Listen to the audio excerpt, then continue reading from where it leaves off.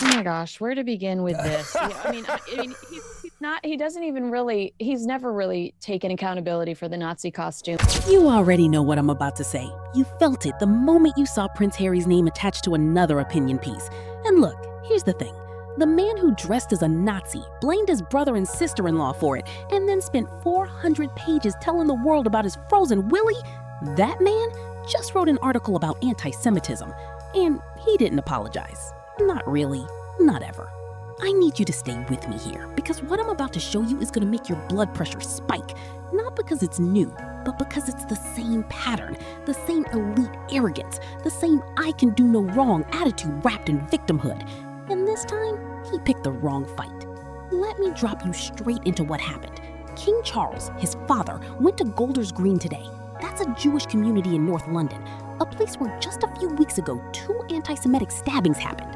Footage we've got, the King visited Golders Green, near where I live actually, today to visit the Jewish community there. That's where these 2 stabbings, these anti-Semitic stabbings happened. The king walked among the people. He shook hands, he listened, he did what a monarch is supposed to do.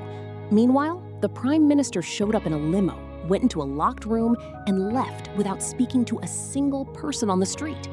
You know, just like I know, that's the difference between duty and performance.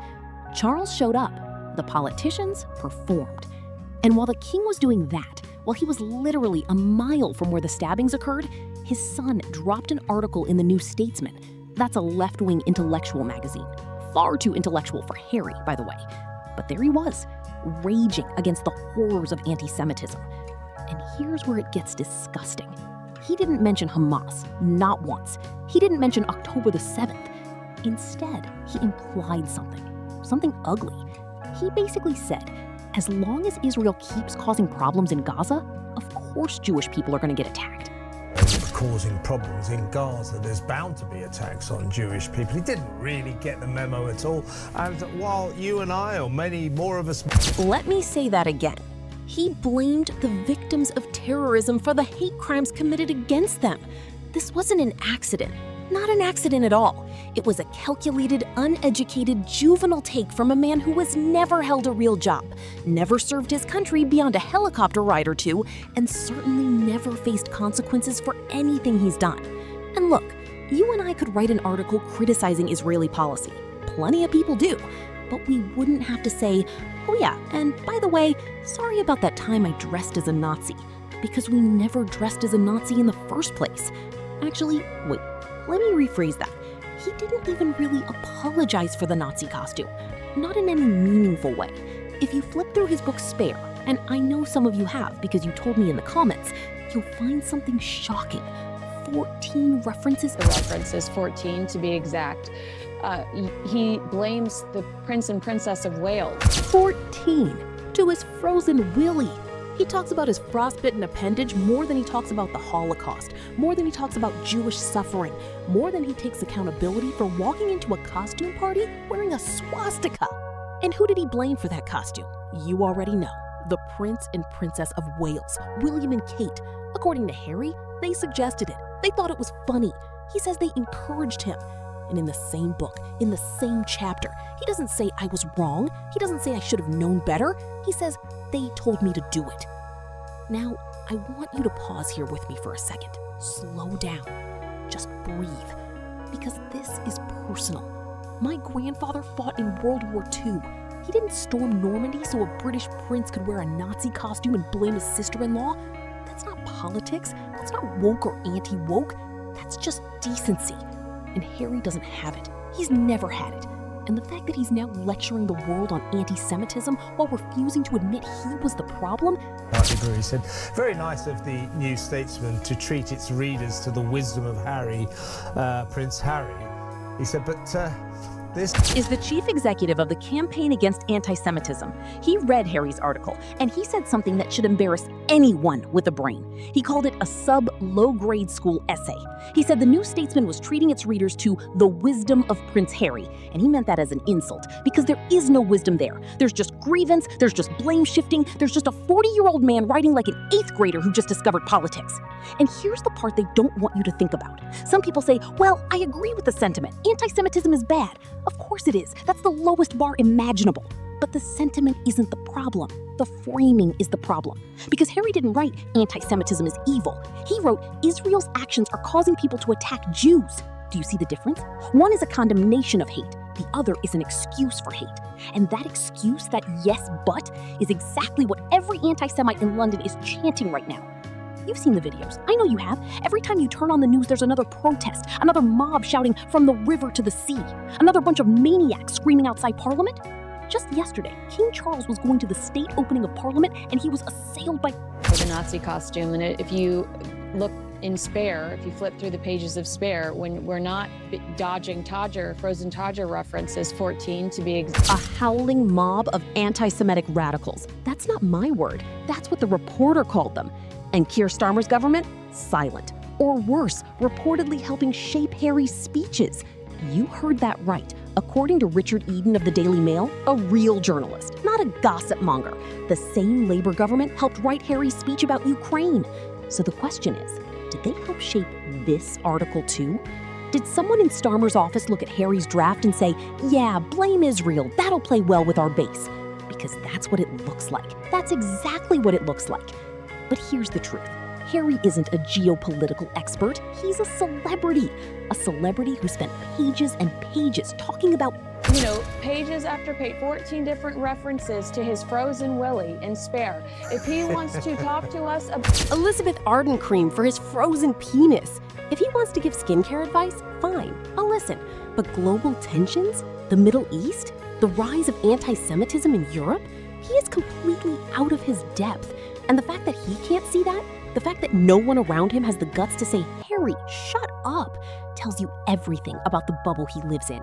And speaking of bubbles, let's talk about his father. You know, just like I know, that King Charles doesn't take Harry's phone calls. The palace won't say it directly. They say things like, we communicate regularly about our diaries, and we make sure we don't interrupt anything that's in motion. But you and I both know that's a lie, a polite, lawyer-approved lie. The truth is, Charles has had enough. The king is dealing with cancer. He's dealing with a country falling apart. He's dealing with rising hate crimes. And his son chooses that exact moment, the day his father visits a Jewish community that was stabbed, to publish an article that blames the Jews for their own suffering? That's not a coincidence. That's a pattern. Harry and Meghan have done this over and over. Every time the royal family does something meaningful, something delicate, something that requires unity, they pounce. They drop a book excerpt, they give an interview, they release a statement. And this time, it's not just tacky, it's dangerous. Let me read you something from the transcript. One of the reporters on the ground in Golders Green asked a Jewish man named Barry what the king's visit meant. It means a lot, it means everything. Like for people like me, the king represents the country. So although we're getting it from all sides and the feeling is that we're being under attack, but we still have hope that, the king and the institutions are with us in these difficult times, so it gives us a lot of hope. To him. And Barry said, I'm quoting here, it means everything. We're getting it from all sides. The feeling is that we're being under attack, but we still have hope that the king and the institutions are with us. Another man said the Jewish community is only 0.05% of the country, a tiny minority, and they appreciate support from anyone. But they're not happy with the Labour government. They see serious issues. And yet, through all of that, they still love the royal family. They're proud of it. Do you see the contrast? The king shows up. The people feel seen. And Harry, from his multi-million-dollar mansion in California, writes an op-ed that essentially says, well, Israel started it. He doesn't mention Hamas. He doesn't mention October 7th. He doesn't mention the hostages. He just lectures. And then he has the nerve to say he's learned from his mistakes. No, he hasn't. Because learning would require admitting the mistake first, and he's never done that. Not for the Nazi costume, not for blaming William and Kate, not for dragging his family through the mud for profit, and certainly not for this. Now, I'm gonna ask you something, and I want you to really think about it. Why does the media keep giving Harry a platform? Why does the new Statesman, a supposedly serious magazine, publish a low-grade school essay from a man who can barely write? Why does every network book him for interviews? Why does his book get a multi-million-dollar advance when it's mostly about frozen body parts and grudges? You already know the answer. Because he's famous. Because controversy sells. Because the same institutions that claim to fight hate will happily profit from a man who excuses it. They don't care about the Jewish community in Golders Green. They don't care about the 0.05%. They care about clicks. And Harry gives them clicks. But here's what they don't want you to realize. Every time Harry opens his mouth, he makes things worse. Every time he blames Israel for anti-Semitic attacks, he gives cover to the people who actually commit those attacks. The man screaming "from the river to the sea" on the streets of London, he's not quoting a new Statesman article, but he's hearing the same argument. It's Israel's fault. The Jews brought it on themselves. That's what Harry just published. It is garbage. Uneducated garbage is the ultimate sign of disrespect to me. That's what it is, kids. It is uneducated garbage. He writes like an 8-year-old. It's pathetic. It's pathetic, and he's got it. That's the phrase one of the hosts used, and I'm going to borrow it. Uneducated garbage. He writes like an 8-year-old. He thinks like an 8-year-old. And he has the emotional maturity of an 8-year-old who never got told no. So here's my question to you, and I want you to answer in the comments. Do you think Prince Harry will ever actually apologize?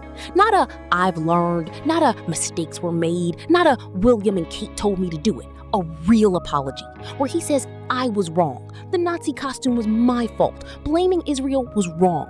I'm sorry." Do you think that will ever happen? Because I don't. I think he's incapable. I think he's surrounded by enablers. I think he's so deep in his own victim narrative that he can't see the real victim standing right in front of him. And I think the British royal family, what's left of it, knows that. That's why Charles doesn't take his calls. That's why William won't speak to him. That's why the palace treats him like a virus, because he is one. And look, I'm not saying the royals are perfect. You know I don't trust the mainstream narrative either. But on this one, the king showed up. He walked among the people. He gave hope to a tiny minority that feels under attack.